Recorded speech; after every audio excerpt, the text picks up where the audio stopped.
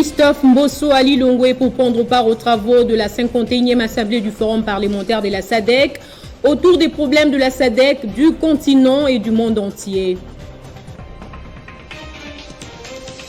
Au Sud Kivu, une vingtaine de maisons ont été réduites en cendres la soirée du 8 juillet dans la commune de Kadutu à Bukavu. L'événement malheureux a eu lieu sur l'avenue Ourou, un endroit qui a déjà connu un incident du genre en 2019. Inauguration du Mont Deke après 2 ans de travaux. Le parc de la vallée de Lantélé inaugure le Mont Deke. 3 avions ont été transformés en restaurant, lungue, salle de réunion et boîte de nuit. Bonjour à tous et bienvenue sur Télé 50. Si vous nous rejoignez, le président de l'Assemblée nationale, Christophe Mbosso, est arrivé samedi 9 juillet à Lilongwe, capitale du Malawi, en sa qualité de président du Forum parlementaire de la communauté de l'Afrique australe. Il va présider dans la capitale malawite la 51e réunion de l'Assemblée plénière du Forum parlementaire de la sous-région, essentiellement axée sur les problèmes de la SADC, du continent et du monde entier. Le speaker de la Chambre basse du Parlement congolais, en sa qualité du président du Forum parlementaire de la SADC et à la tête d'une forte délégation à Lilongwe, Christophe Mbosso Nkodia, préside dans la capitale malawite la 51e réunion de l'Assemblée plénière du Forum parlementaire de la sous-région. À sa descente de l'avion, le speaker de la Chambre basse du Parlement congolais a été accueilli par le président de l'Assemblée nationale du Malawi. Face à ses hôtes, Christophe Mbosso a dit sa satisfaction de fouler le sol malawite. Nous nous sentons chez nous. We are feeling at home. Merci. Tout comme nous considérons que le président de la République de Malawi est notre frère. We believe that the president of the Republic of Malawi is our brother. Et nous allons bien nous entretenir avec lui. We are going to enjoy meeting him. Les problèmes de la SADC. We are going to talk about the health issues. Les problèmes de l'Afrique. The problems of Africa. Et les problèmes du monde entier. And also the problems of the world as a whole. La 51e session de l'Assemblée plénière se tiendra en mode face-à-face, en présentiel, au Centre international des conventions Bingu. Bien avant ces travaux, au mois de juin dernier, le président du Parlement de la communauté de développement de l'Afrique australe, Christophe Mbosso, également président de l'Assemblée nationale de la République démocratique du Congo, avait présidé par visioconférence un colloque ayant regroupé tous les présidents des assemblées nationales de l'Afrique australe. Au cours de ces assises, Christophe Mbosso avait mené un plaidoyer visant à obtenir la condamnation du Rwanda pour son occupation d'une partie du territoire congolais sous les labels du M23. Son plaidoyer a été pris en compte parce que Mosiviwe Mapisa, speaker de l'Assemblée nationale de l'Afrique du Sud, avait condamné l'agression d'un État africain par un autre. Face à cette situation, elle avait appelé la réactivation de la brigade spéciale d'intervention créée en 2013 par les chefs d'État et de gouvernement membres de la SADC. Et le président de la Commission électorale nationale indépendante, Denis Kadima, a présidé la cérémonie d'ouverture des offres reçues dans le cadre de l'avis d'appel d'offres internationales lancé le 16 juin 2022 pour l'acquisition des kits d'enrôlement. Cette séance publique s'inscrit dans le plan de passation des marchés de la CENI pour l'exercice budgétaire en cours.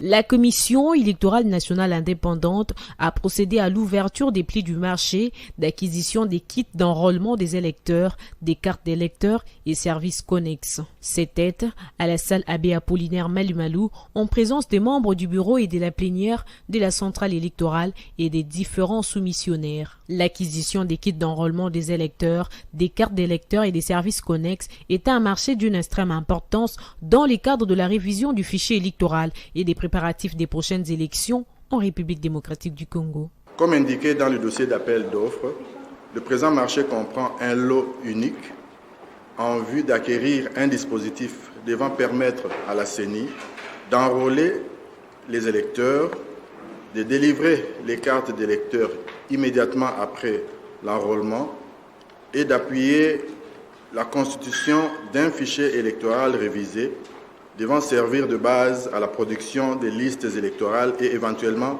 à la répartition des sièges pour les élections à venir. Le président Denis Kadima Kazadi a précisé que le présent marché comprend un lot unique en vue d'acquérir un dispositif devant permettre à la CENI d'enrôler les électeurs, de délivrer les cartes d'électeurs immédiatement après l'enrôlement et d'appuyer la constitution d'un fichier électoral révisé devant servir des bases à la production des listes électorales et éventuellement pour les scrutins à venir. La CENI entend scrupuleusement veiller sur ces prérequis. Cette séance d'ouverture des plis est consécutive à la publication internationale de l'appel d'offres en date du 16 juin 2022. Pour sa part, André Kambea, secrétaire permanent de la CGPEM, a présenté à l'assistance les différentes offres faisant partie de ce marché. Dès lors, la CENI s'applique à les analyser dès le lundi 11 juillet 2022, conformément au calendrier du dit dossier d'appel d'offres international. Pour rappel, la cellule de gestion des projets des marchés publics de la CENI a été mise en place sur décision du président de cette institution d'appui à la démocratie. Après délibération de la plénière, elle passe ses marchés suivant la loi relative aux marchés publics et ses textes d'application complétés. Une vingtaine de maisons ont été réduites en cendres la soirée du 8 juillet dans la commune de Kadutu à Bukavu. L'événement malheureux a eu lieu sur l'avenue Ourou, un endroit qui a déjà connu un incident du genre en 2019. Selon les sources locales, c'est environ 67 ménages qui sont touchés par ce nouvel incendie. Le bilan fait état de 19 maisons totalement calcinées, 4 détruites pour limiter la propagation du feu et plusieurs biens partis en fumée. L'ex-première dame de la République démocratique du Congo, Marie-Olive Lembe Kabila, a procédé hier à l'inauguration du Mont Ndeke. En fait, après 2 ans de travaux, le parc de la vallée inaugure le Mont Ndeke. 3 avions transformés en restaurants, Lungé, salle des réunions et boîte de nuit. En marge de la journée mondiale de la population qui sera célébrée ce lundi 11 juillet, le ministre du Plan, Christian Mwando, a sensibilisé la communauté nationale en vue de se protéger face aux problèmes démographiques à venir et a rappelé la nécessité de la mise en œuvre du programme de couverture santé universelle. Mes chers compatriotes, le 11 juillet de chaque année, le monde entier célèbre la journée mondiale de la population sur un thème d'actualité portant sur les questions de population et de développement. Depuis 1990, l'Assemblée générale des Nations unies avait décidé de pérenniser cette journée en souvenir du 11 juillet 1987, date à laquelle la population mondiale avait franchi le cap de 5 milliards d'habitants. Mes chers compatriotes, le thème retenu en 2022 pour la journée mondiale de la population est un monde de 8 milliards d'habitants vers un avenir résilient, exploiter les opportunités et garantir des droits et des choix pour tous. Je voudrais saisir l'occasion de la journée mondiale de la population pour sensibiliser la communauté nationale sur la nécessité de nous prémunir des problèmes démographiques à venir, mais surtout rappeler l'engagement du gouvernement de la République démocratique du Congo sur les options stratégiques, mettre en œuvre, sous le leadership du président de la République, chef de l'État, son Excellence Félix Antoine Tshisekedi Tshilombo, le programme de couverture santé universelle. Ce programme permettra d'améliorer la prise en charge des groupes vulnérables, des femmes enceintes, des accouchements et des soins aux nouveau-nés à travers le pays. Je voudrais saisir l'occasion de la Journée mondiale de la population pour exprimer aux partenaires techniques et financiers. La province de l'Ituri disposera d'une résidence officielle du gouverneur. Le début des travaux de construction de ce bâtiment est annoncé. Les représentants de l'entreprise IOB ont échangé avec le gouverneur militaire de cette province. Bientôt, la province de l'Ituri sera dotée d'une résidence officielle du gouverneur, une œuvre de l'administration militaire. Les travaux de construction de ces bâtiments seront incessamment lancés par IOB, une entreprise congolaise. Ce vendredi 8 juillet, des représentants de la dite entreprise ont échangé avec les gouverneurs militaires après une visite du site où sera érigée cette résidence non loin de la maison de la femme. Arrivé ici, nous avons déjà rendu visite de cette résidence, de cette concession où la résidence sera construite. Et nous avons vu même toutes les bornes de cette concession. Et ce qui reste maintenant pour nous, c'est de prendre 4 semaines, c'est-à-dire 1 mois, en vue de parvenir à la conception de la maquette que nous allons implémenter sur cette résidence en termes de construction de la résidence de l'autorité provinciale. IOB, une entreprise appartenant à un digne fils d'Ely Touré. Mais que fait-elle exactement? Jemima Mounandi, sa chargée de ressources humaines, explique. Une compagnie, une organisation de construction basée au Congo, à Durba, et donc avec différents endroits au Congo. IOB est une grande compagnie qui a commencé depuis 2009. Et du coup, IOB travaille en partenariat avec Kibali. Donc, par rapport à différentes expériences dans des constructions, IOB est beaucoup plus dans, par exemple, comme c'est un deal maintenant, si vous décidez et vous aimeriez que IOB puisse travailler dessus, ça dépendra du contrat que vous aurez et après il pourra faire ce travail-là. Disons-le, les actions menées par l'administration militaire pour la pacification de l'Ituri et le développement ne cessent de susciter de l'espoir pour de meilleurs lendemains. En plus des efforts pour restaurer la paix et l'autorité de l'État, le chef de l'État congolais, Félix Antoine Tshisekedi Tshilombo, par le truchement du lieutenant-général Luboya Kashamadjoni, est déterminé à doter l'Ituri des infrastructures à la hauteur de sa richesse. Dans l'actualité également, l'ancien président Haï de l'Union pour la démocratie et les progrès sociaux, Jean-Marc Kabound, a décidé de briser le silence. En fait, le lieu de Moamba sera face à la presse lundi 18 juillet 2022 à Kinshasa. Il va fixer l'opinion sur son avenir politique. Entre-temps, l'UDPS Tshisekedi, les fédérations élèvent la voix pour dénoncer l'anarchie au sein du parti. À l'approche des élections de 2023, elles exigent la tenue du congrès extraordinaire en vue de désigner le président du parti. Ouvert par une prière et un mot de soutien à l'endroit du chef de l'État, Félix Antoine Tshisekedi, pour ses actions en faveur de la restauration de la paix dans la partie est du pays, ce point de presse avait comme unique point l'appel à la tenue du congrès du parti, resté en suspens depuis le 29 janvier dernier. Je crois qu'en cet instant, il n'est pas au secrétaire général de décider, mais il y a un groupe, donc ça doit à travers l'activité du 29 qui a été rappelée, même si nous ne sommes pas d'accord sur toute la ligne. Depuis le 29 janvier de cette année, il y a eu un directoire. Et ce directoire-là, c'est celui-là qui peut se réunir et voir dans quelle mesure nous pouvons organiser le congrès extraordinaire qui sort de principes ordinaires de l'organisation d'un congrès. Reposant leur démarche sur l'article 19 des statuts qui leur confère le pouvoir d'organiser le congrès extraordinaire, les fédérations appellent au respect des textes. Nous, Fédération des Lumières, de la dernière signature d'Etienne Tshisekedi Mulumba, Thérèse Mémoire, artisan par excellence de ces propos, nous avons désormais décidé in extremis de convoquer les congrès extraordinaires. Pour ce militant, rien ne marche.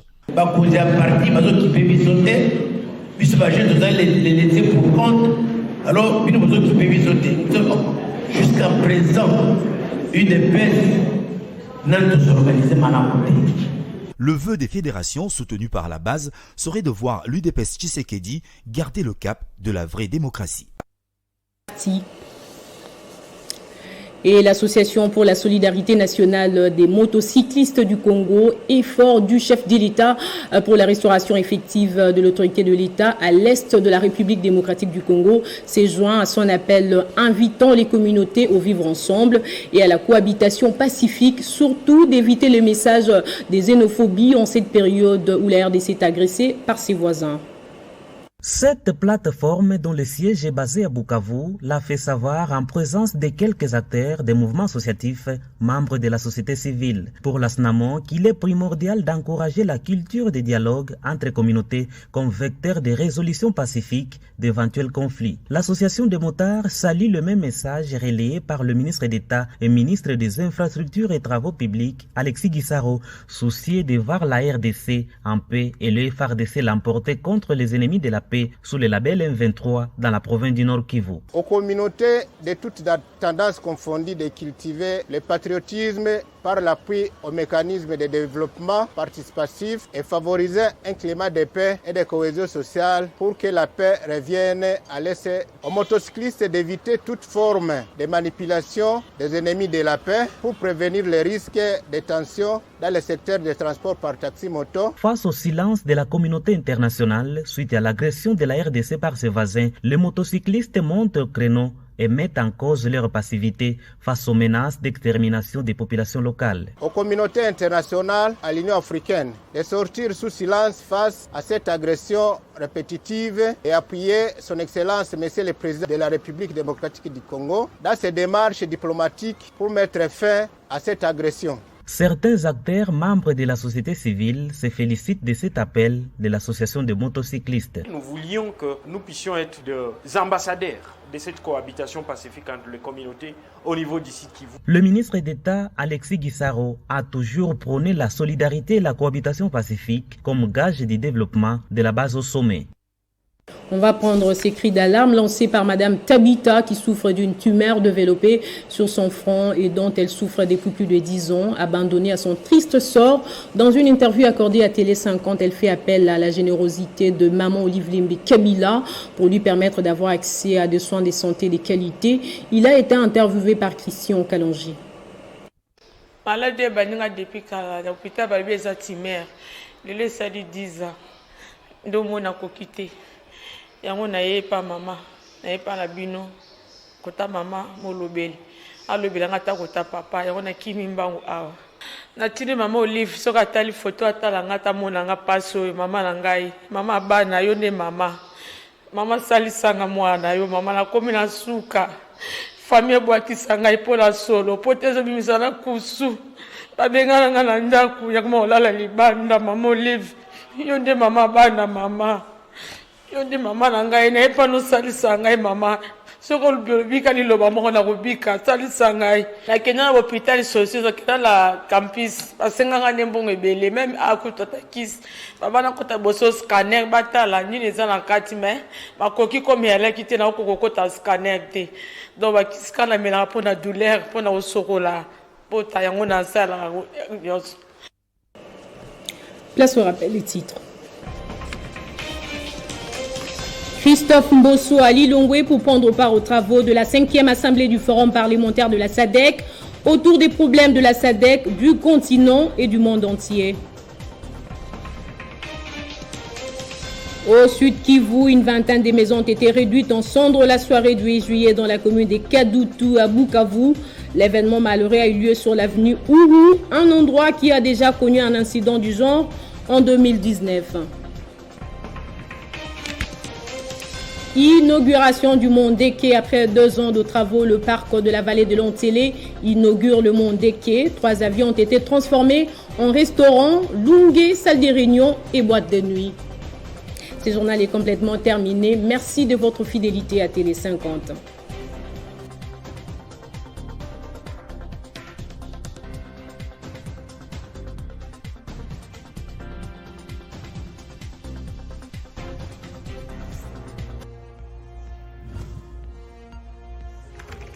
L'actualité reste incrotinée.